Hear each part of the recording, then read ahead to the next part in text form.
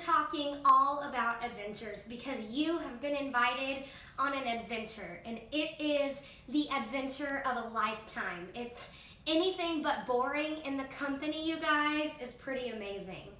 The adventure that you have been invited into is the journey of knowing, loving, and following Jesus. And the person inviting you on an adventure is your Creator, the God who made you and knows you better than anyone. This adventure is a relationship.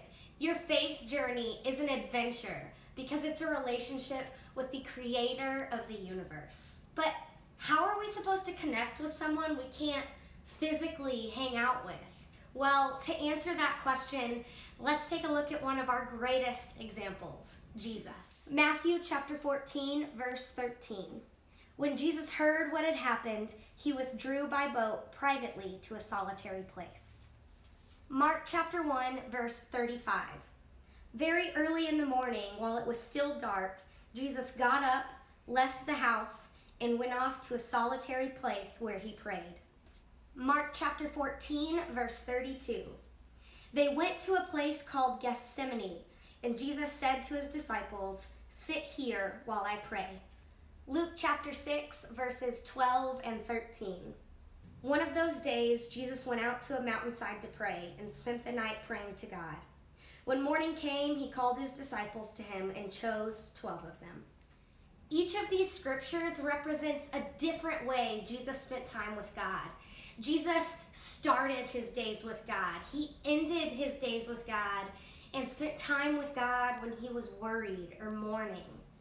Jesus also modeled this for his disciples, the people who were learning to follow and imitate him, by praying with them and in front of them. Scripture tells us that Jesus often went off by himself to pray. So is that it? Is that what we're supposed to do? Is praying in silence by yourself the way you're supposed to spend time with God? Of course not. There is not one way to connect with God, because knowing God is an adventure, not a formula. This is Half Dome, a famous rock climbing destination in Yosemite National Park. It's beautiful, majestic, and really difficult to climb. As recent as the 1870s, climbing it was thought to be impossible, but thousands of people now climb it each year. Since it took so long to figure out how to climb Half Dome, you might think that there is only one right path to the top, a super secret path that took humans thousands of years to find. Right? Wrong. There are hundreds of paths to the top of Half Dome, and humans continue to find more. This is exactly what spending time with God is like. God is beautiful, majestic, powerful, but spending time with God isn't as inaccessible as we sometimes think it is, and it might look a little bit different for each of us. If you think spending time with God is about finding the one right way to connect, you're going to think about faith like a formula. But your relationship with God isn't a formula you have to get right. It's an adventure that you're on.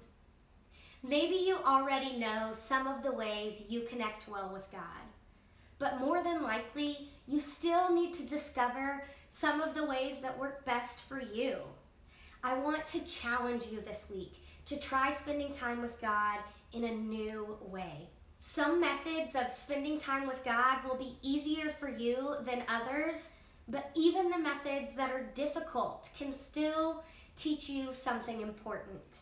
Whether you spend time with God in your room in silence, or riding your bike through your neighborhood, or dribbling a basketball in your driveway, or singing a song at the top of your lungs, I hope that you'll spend time with God this week, because a relationship with your Creator is the greatest adventure you can ever have.